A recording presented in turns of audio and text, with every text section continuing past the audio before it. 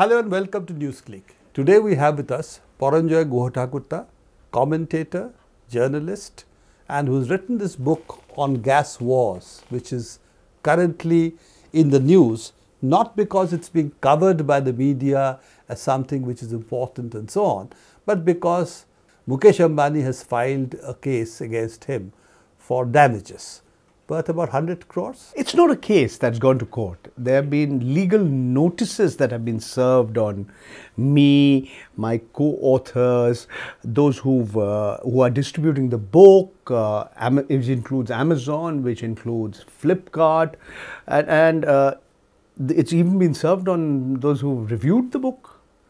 It's been served on a young woman who her only quote-unquote crime was that she forwarded some electronic invitations for the launch event of the book, which was on the 15th of April. But as of now, there are no the case hasn't gone to court. There have been 2 legal notices served on me and my co-authors by Khaitan and Company, representing Reliance Industries Limited and its chairman and managing director, Mr. Mukesh Ambani.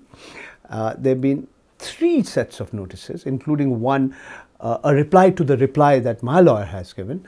And there is also another legal notice that came from Mullah and Mullah on behalf of the younger Ambani brother, that's Mr. Anil Dhirubhai Ambani, who heads the ADAG, Anil Dhirubhai Ambani Group. So that's where it stands.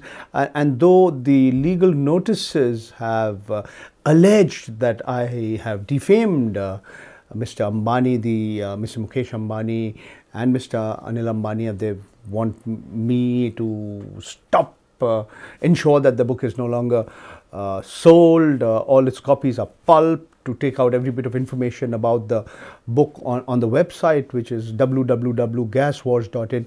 Actually, none of that has happened because it hasn't gone to court. And these are legal notices which are sometimes given to intimidate or harass or browbeat people. There's a term for it. It's called SLAPP, Strategic Lawsuits Against Public Participation. Or legal bullying. You're right. So the idea is not only to intimidate the author and those connected with the publication, and I'm the publisher of the book besides being the lead author, it also is meant to have a chilling effect on others, so that the others don't do anything similar to what we have done. But from what headlines the papers say, that this is a notice asking for 100 crores in damages. So Paranjoy, how does it feel to be asked for 100 crores in damages? It's a pretty large sum, so you must be feeling good. When my wife heard about this, he said, you don't even have 1 crore. I mean, where are you going to get 100 crores? Are you going to get us on the streets? So I had to tell her that don't worry, these things happen. But I'm reasonably confident that there is nothing in the book that can be construed to be criminally defamatory. Not a single fact which is given in this book. The main book runs into 400 pages. There are 200 pages of appendices and annexures. Not a single fact has been refuted or challenged. It's just that my interpretation of those facts, my opinion based on those facts are a matter of contention, because if I've described Mr. Mukesh Ambani as an oligarch, he's not happy with it. If I've described how the 2 brothers fought over Krishna Godavari Gas, and that was one of the reasons why the 2 brothers parted ways, and if I've described them as vengeful and greedy, if that is construed to be defamatory, I don't think so. I don't think I've got my facts wrong anywhere. I also know that I've given their version, that means Mr. Mukesh Ambani's version, or spokespersons or representatives of his company, their version in considerable length. I'll come to the book just one sec, Paul, just hold your horses for a sec. You know, the other thing that is interesting is that you brought the 2 brothers together, and that's a big achievement. Both have filed suits against No, it happened long before. It happened long before. They officially patched up. Though I believe this was more to sort of tell the world that they were not actually fighting anymore. And they wanted to tell the then government also that they were not fighting anymore. And I think also there are some business interests involved, like sharing of infrastructure, including telecom infrastructure, which could benefit both brothers. Some of it is also Anil Ambani's empire being slightly at a weaker footing, and therefore the need to make up with Mukesh Ambani and get some money for certain sharing of infrastructure, as you call it. Yes, you're right, they had made up before. So you are not the sole reason for their having made up. Much as I would like to believe otherwise, or you would like to believe otherwise. But it's still an achievement. They both have come together, so, together I plead guilty on this book. Now, coming to the book, there are three major, shall I say, areas of the book that we can talk about. One is really, I would call the Murli Deora period, in which we saw the first phase of the battle in which the two Ambani brothers fight. It brings out a lot more material. You see, the basic issue is that the Indian media never published anything about the Ambani empire before, and material was really not available. Even the one book which came on Dhirubhai Ambani, as you know, has really never been able to penetrate the Indian market. Okay. Let me correct you on a few facts. Let me point out. Hamish MacDonald wrote his book, his first book, Polyester Prince, was not so bad. But he subsequently updated that book, and it's called Ambani and Sons, and it's published by Roli Books, and it's freely available. There have been other books also on the Ambanis. Alam Srinivas has written a book on the brothers fighting. So yes, there's a fair amount of information about the brothers in the public domain, including these two books. And if you look at the structure of the book, there are four broad sections of the book.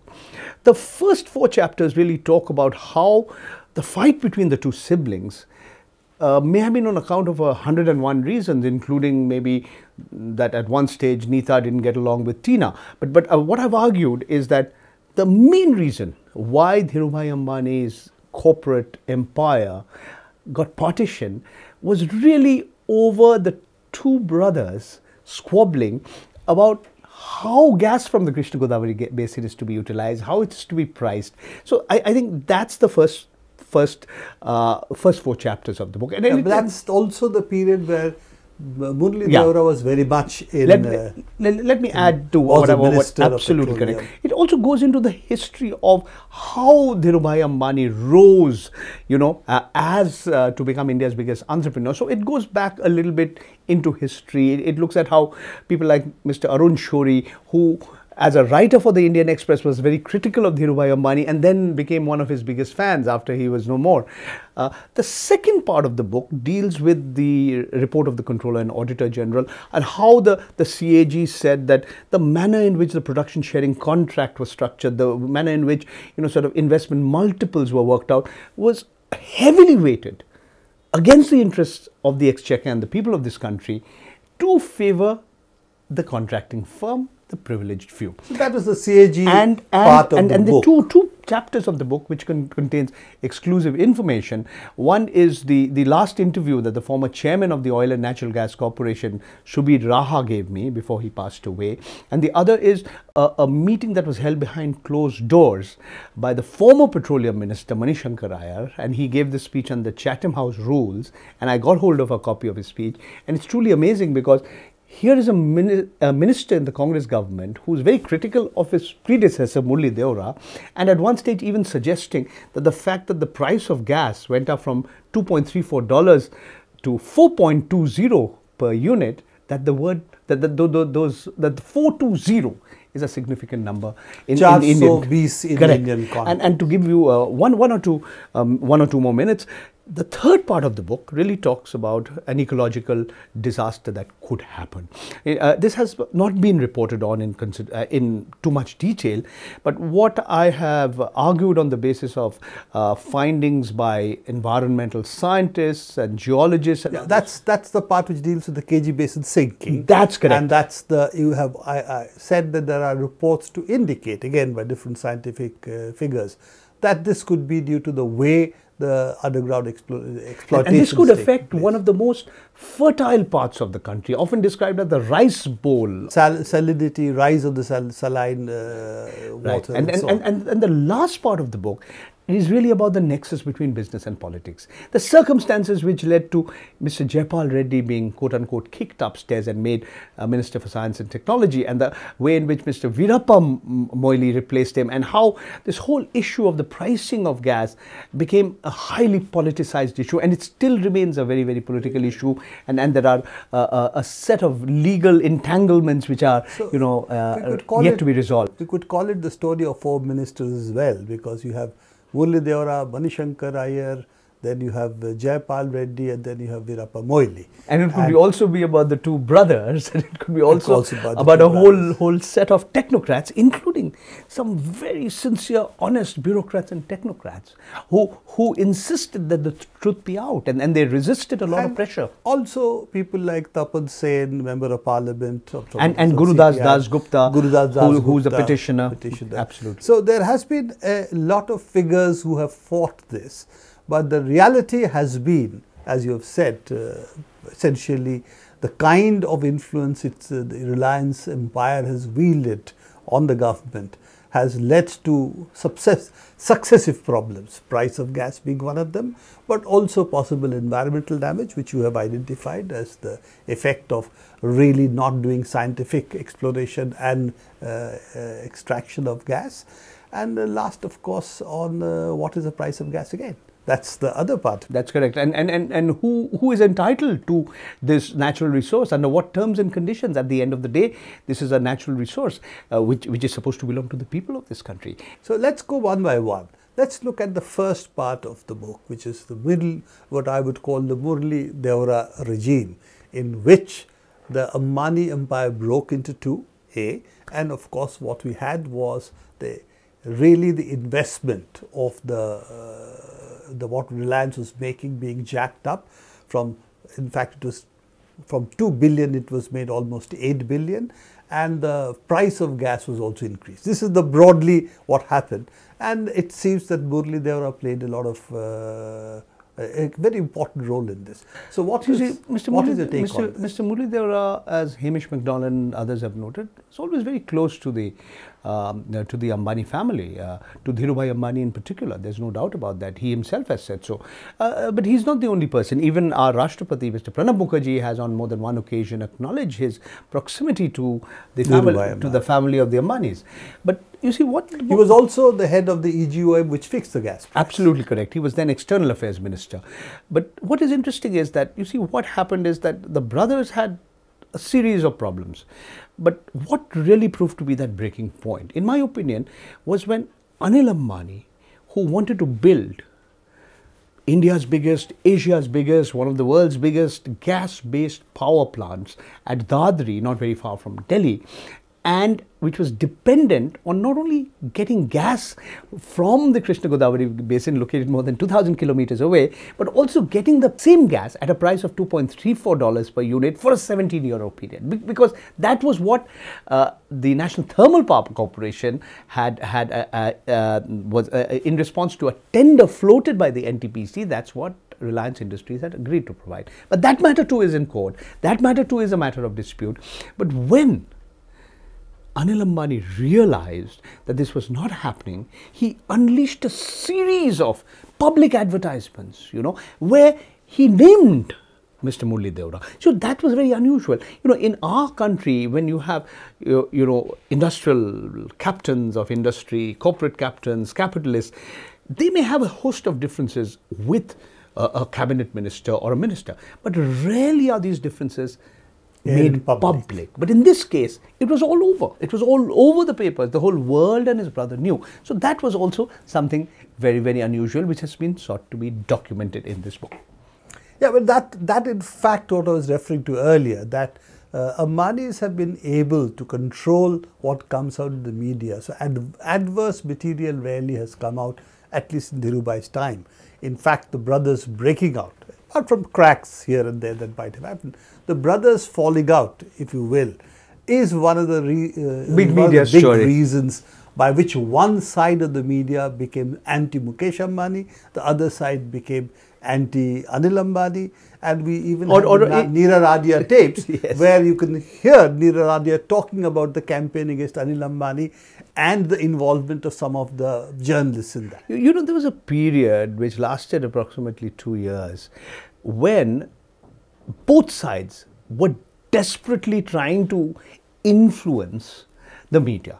So there were individuals close to both the brothers who were leaking out, literally washing the dirty linen of the family in public, all about complex shareholding patterns, how Mr. Mukesh Ambani, his degree, whether he actually got that degree or not, how various companies and how various, complicated associations took place. It's an interesting point that you're making, because one of the arguments that I'm sure you are aware of, that a lot of investment companies own Reliance shares, and all their offices are supposed to be located in the Ambani headquarters.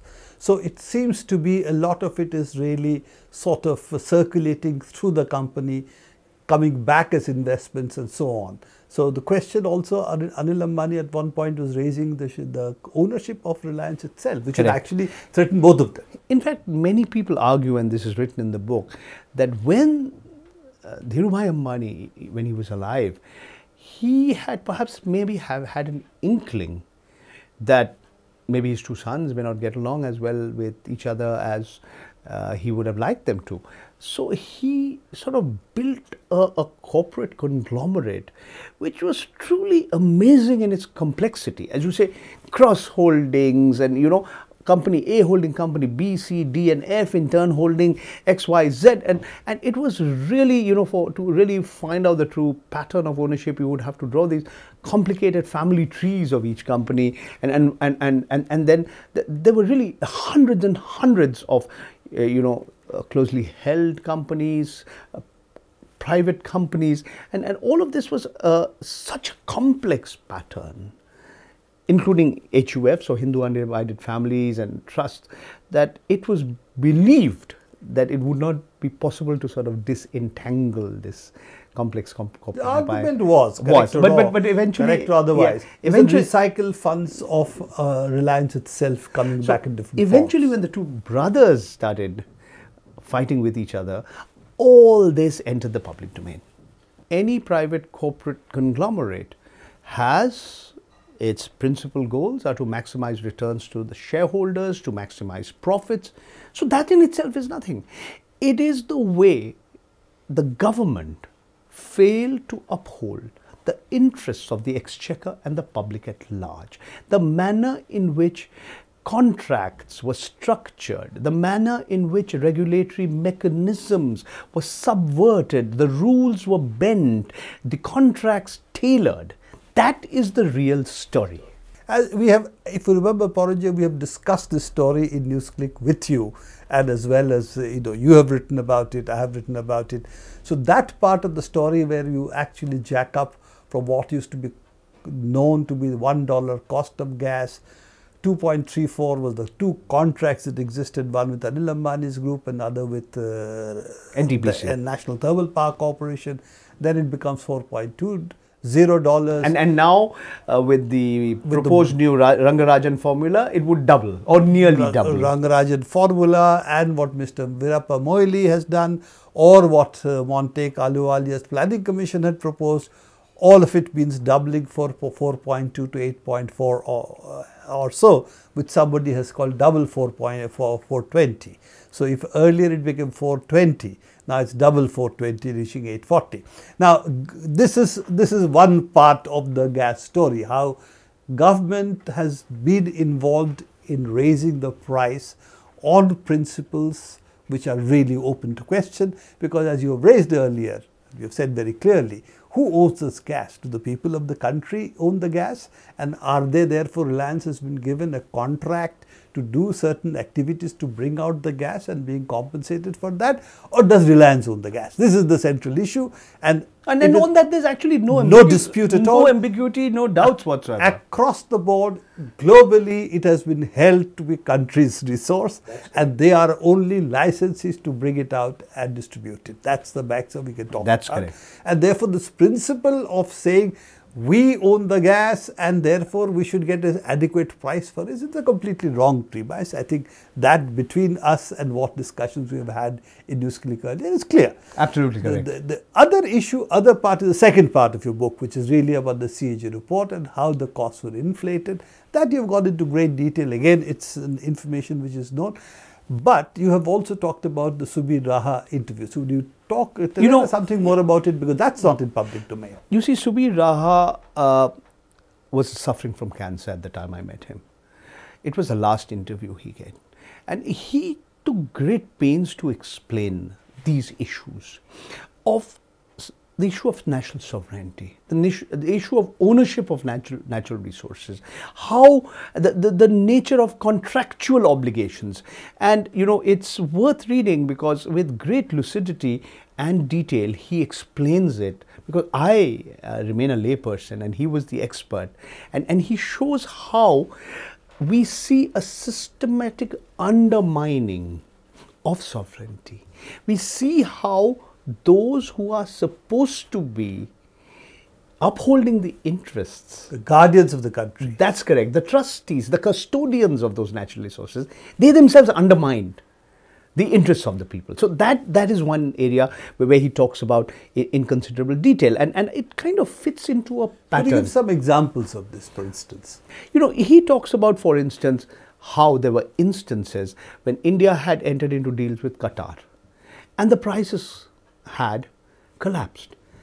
But Qatar agreed to continue to supply liquefied natural gas to India at a high price, though it had to incur losses, because it upheld the letter of the contract that had been entered into between Qatar and India to supply LNG, that's liquefied natural gas. And it was at a certain price.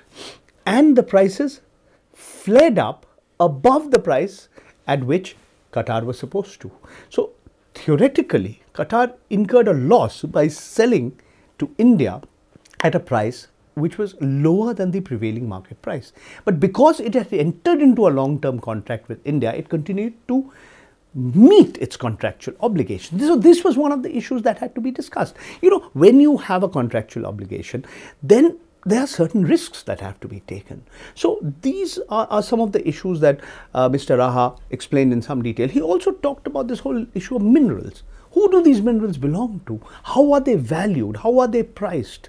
At the end of the day, the government, if it truly represents the people, it has to act in the interests of the people. What happens when the government, which is supposed to represent the interests of the people, ends up subverting those interests and benefiting a privileged few? So these were some of the issues that Mr. Raha talked about in great detail, and he explained why the brothers fought like the way they did, because it was so crucial for both brothers. It was literally either or. Either you win, you succeed as an entrepreneur, or I do. And eventually, as we know, the younger brother lost out. But it's interesting to even read what one of the judges of the Supreme Court made in his statement. I mean, he talks about predatory capitalism. So this is, in a sense, the worst forms of capitalism, because you are looking at extractive industries, and this is where the worst forms of capitalism historically across the world has happened, and you're seeing that replicated in India. And at one level, it's a third world phenomena, what you describe as a resource curse, that resources which belong to the people actually end up, the presence of those resources becomes the reason why local populations, including indigenous communities, are oppressed and suppressed and lose out. That's a very important point. You're talking about predatory capitalism, extractive industries, and it's also interesting because it really dovetails very easily with what's happening now, which is raising the gas price again to twice its value. And as we know, the implications are the rise of cost of electricity, and probably about 28,000, 30,000 megawatts of gas-based stations idling, because at that price they will not be able to sell to the grid. That part is quite clear. Or we'll have to subsidize it, and of course the huge fertilizer subsidy that we have to pay. So you're absolutely correct. Though natural gas has many uses, as was pointed out in a note to the Cabinet Committee on Economic Affairs, due to the sharp fall in the production of gas from the Krishna Godavari, the D6 block of the Krishna Godavari basin, the total losses, when extrapolated, could be in the region of well over 50,000 crores, 54,000 crores. because the CAG never quantified this amount, but others did. And what are these? As you have rightly pointed out, the main losses are on account of electricity not being generated, plants lying idle, and fertilizer. You could argue that electricity is subsidized, fertilizer is subsidized, but at the end of the day, the subsidies have to come from somewhere. You know, it's the exchequer that pays for it. Or the people's pockets will pay for Correct. it if it is not subsidized. Even if it is not passed on to the consumer, at the end of the day, this is an expenditure. This is not just an opportunity cost, but a loss to the economy as a whole. And what we see is that at different points of time, natural gas can be used to for transportation and for cooking and whatnot. But the other important point that should be noted, and you've alluded to it, what is the cost of production? Nobody knows. I mean, there are all kinds of speculation, but why is the government reluctant to have an independent assessment of what is the cost of production? And the whole issue is, you can't compare apples with oranges. What is often said, you know, if we don't produce more gas and if the gas price doesn't go up, we'll have to import liquefied natural gas at a much higher price. But you cannot compare the world over prices of liquefied natural gas, which have international prices, benchmark prices like crude oil, with the price at the wellhead, because that is like at the point at which gas is coming out. So and why should that be priced in US dollars? You can also argue that coal is coal India's coal priced at US dollars. It goes back to the question, Paranjoy, if it is your own resource, this belongs to the people of this country, then how can it be priced in dollars, and Precisely. what is its relation to the international market price in any case? Yeah, because the world over, natural gas markets are fragmented and prices vary from place to place. Not only that. And that is one of the criticisms of the Rangarajan formula. The issue is very simple.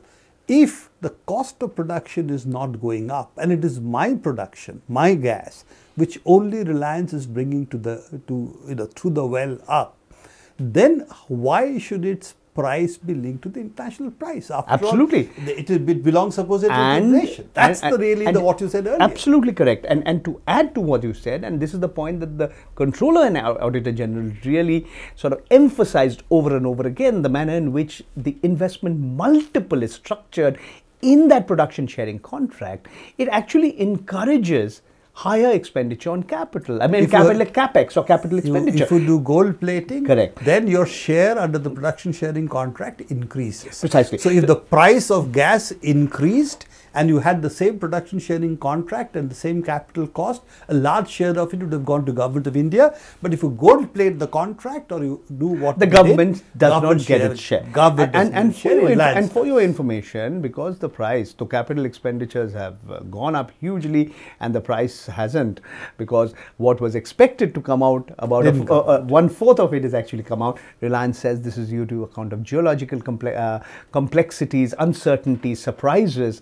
But there is a section within the government says that, you know, the Reliance Industries Limited, that contracting firm, did not sort of dig sufficient number of wells and didn't conduct the necessary tests, and that's why it's been alleged they've squatted, hoarded, not relinquished areas they should have relinquished so that it could be auctioned others. So there are a series of claims, there are a series of counterclaims. All of it is right now in the Supreme Court. There are a slew of allegations, all kinds of allegations, including allegations of money laundering through a company in Singapore. All of these will have to be resolved at the end of the day in the Supreme Court. And to be fair to those who are watching me, I mean, I'm a member of the Governing Council of Common Cause, and Common Cause is one of the petitioners in the Supreme Court. So in the interest of disclosure, I should also mention that. You know, the last point, which really I think you've already made, is of course of predatory capitalism, which we talked about, how it is used to loot the people. And you talked about the resource curse. But it's interesting, in Venezuela and Brazil, one of the reasons they have been able to pull people out of poverty, very large numbers which they have done, is because they use the mineral resource, actually oil and gas, for doing this. It's Petrobras in Brazil, and Venezuela, as you know, is an oil economy. This is the main difference between the Manmohan Singh government and what the Lula government and what Venezuela Hugo Chavez did. All I can say, Prabir, we seem to have emulated the worst practices from across the globe and not the best practices. And especially when it comes to the utilization and pricing of natural resources, we certainly have a long way to go and much to learn from the rest of the world. Particularly when it comes to coal and gas and of course the spectrum, the three areas that we've discussed a number of times in Newsclick. They all seem to fall into a pattern, a common pattern. A common pattern, and it's very much a part of what you said, predatory capitalism. And as I was talking about, this is the mold that was broken by Lula's government and Hugo Chavez's government, and that is really what a lot of countries can do. Both models are there now in front of us, and we'll have to see what the new government does or doesn't do, whether it follows the same model, because as you have seen the Adani empire do in Gujarat, which was really based on really real estate, land, access to land, and also power contracts. We'll have to see whether that model will be followed or the government would follow a different model. And we'll also have to wait and watch how the Supreme Court how they judge how the kind of conclusions or judgments that are delivered on a whole host of these very, very complicated and contentious issues, including the issue of arbitration, not only on the pricing but on the penalty that was imposed on RIL for allegedly deliberately suppressing output of gas. These are a host of issues that need to be adjudicated upon, and time alone will tell to what extent, whether or not we are able to sort of get out of the kind of situation that we have been in the recent past. Thank you very much, Paranjoy. I think this has been an excellent overview of what your book is all about. I hope people will read the book. And I hope that the cases, including and once again, www.gaswars.in. You can visit the website. And also the various cases in the Supreme Court, and hopefully your case as well will bring us more light on these issues as we go along. Newsclick will be watching this issue, and we will be with Paranjoy time and again to see how these issues, particularly coal, oil, spectrum, how these issues develop, because this is something close to Paranjoy's heart and also something that Newsclick has been involved with. Thank you very much. Thank you very much. Thank you, Prabir.